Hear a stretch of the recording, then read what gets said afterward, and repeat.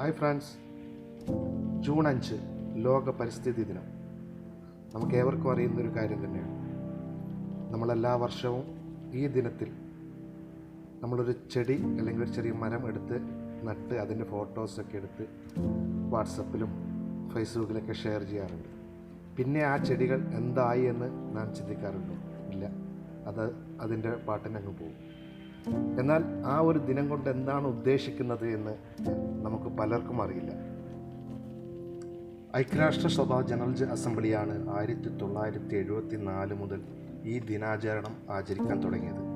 അതിൻ്റെ കാരണം എന്താണെന്ന് വെച്ചാൽ, ദിവസേന അന്തരീക്ഷത്തിൽ എത്തിച്ചേരുന്ന carbon dioxide, methane, nitrate oxide, ക്ലോറോ കാർബണുകൾ എന്നീ വാതകങ്ങളുടെ അളവ് കൂടിക്കൊണ്ടിരിക്കുകയാണ്. അതുകൊണ്ട് എന്താണ് സംഭവിക്കുന്നത്? ഓസോൺ പാളികളുടെ തകർച്ചയ്ക്ക് തന്നെ കാരണമാകുന്നു. ആ ഒരു കാരണം കൊണ്ട് തന്നെ ആഗോള താപനം ഉണ്ടാവുകയും ചെയ്യും. നമുക്കറിയാം, നമ്മുടെ ഈ നമ്മുടെ കേരളം മാത്രം എടുക്കാം, എന്തുമാത്രം ചൂടാണ് ഇപ്പോൾ ഓരോ വർഷവും അനുഭവിക്കുന്നത്.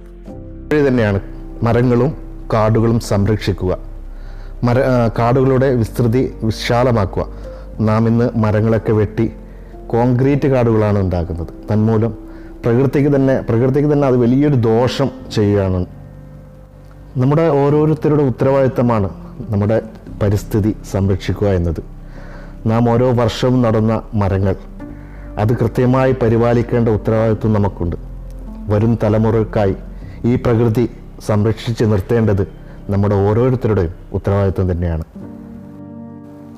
കേവലം വർഷാവർഷം നമ്മൾ ജൂൺ 5 ഓരോ മരങ്ങൾ നട്ട് അത് ഫോട്ടോ എടുത്ത് ഷെയർ ചെയ്യുന്നതിന് പകരം ആ മരം നിർവഹിക്കേണ്ടത് വളരെ അത്യാവശ്യമാണ്. വാസ്തവത്തിൽ വരും തലമുറക്ക് നമ്മൾ കൊടുക്കുന്ന ഏറ്റവും വലിയൊരു മുതൽക്കൂട്ടായിരിക്കും. തീർച്ചയായും നാം ഓരോരുത്തരും ഇതിനെക്കുറിച്ച് വളരെ ബോധവാന്മാരായിരിക്കണം. പ്രകൃതിയെ സംരക്ഷിക്കേണ്ട ചുമതല ഓരോ വ്യക്തിയുടെയും ഉത്തരവാദിത്തമാണ് എന്നുള്ള ഉത്തമ ബോധ്യം നമുക്കുണ്ടായിരിക്കണം.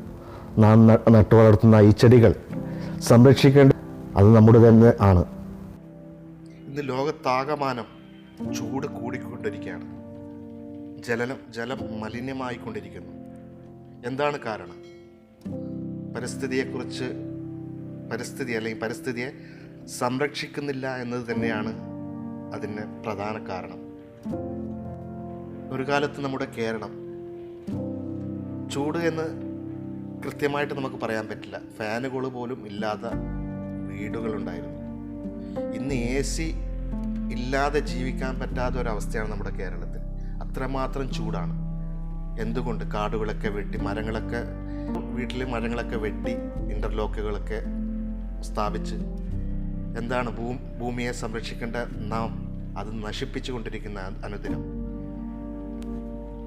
ഈ ദിനത്തിൽ നമുക്ക് ഒരു പ്രതിജ്ഞ എടുക്കാം. നാം നടുന്ന ആ തൈ, അതിൻ്റെ സംരക്ഷണം നാം പൂർണ്ണമായും ഏറ്റെടുക്കുമെന്ന്.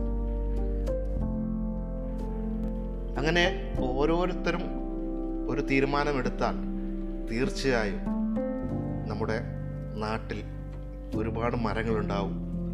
പരിസ്ഥിതി പഴയ രീതിയിൽ തന്നെ എത്തുകയും ശുദ്ധവായുവും ശുദ്ധജലവും എല്ലാം നമുക്ക് ലഭിക്കുകയും നല്ല ഐശ്വര്യപൂർണമായ ആരോഗ്യപരമായ ഒരു ജീവിതം മുന്നോട്ട് നയിക്കാൻ പറ്റുമെന്നും നമുക്ക് കരുതാം, ആശംസിക്കാം. നല്ലൊരു നാളേക്കായി നമുക്ക് കൈകോർക്കാം.